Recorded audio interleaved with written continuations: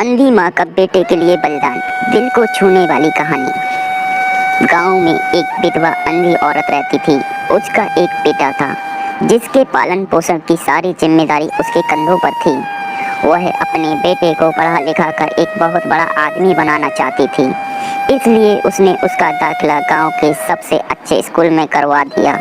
वह दिन रात मेहनत करती ताकि बेटे की स्कूल की फीस दे सके। बेटे के स्कूल के बच्चे उसकी माँ के बारे में जानते थे। वे सब उसे अंधी का बेटा कहकर चिढ़ाते थे। बेटा इससे बहुत परेशान था। उसे अपनी माँ पर शर्म आने लगी थी। वह उसके साथ कहीं भी आने जाने से कतराने लगा था। जब बेटा बड़ा हुआ तो उसकी शहर में अच्छी नौकरी लग गई। उसने अपनी माँ से वादा किया कि शहर में मकान लेकर वह उसे लेने आएगा, लेकिन वह शहर गया तो फिर लौटकर वापस नहीं आया। उसकी अंधी माँ उसका इंतजार करती रह गई। कई महीने बीत गए, बेटे की कोई खबर नहीं आई।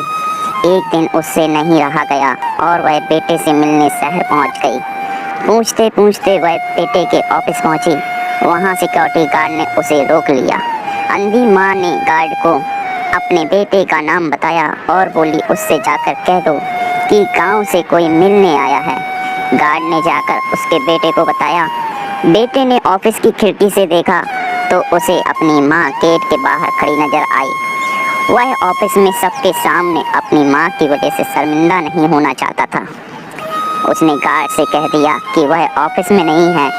अंधी माँ वहाँ से चली गई। शाम को वह लड़का ऑफिस से घर जाने के लिए निकला। रास्ते में एक जगह काफी भीड़ जमा थी। वह अपनी गाड़ी रोककर भीड़ के पास पहुंचा और बीच सड़क में अपनी माँ को मरा पाया।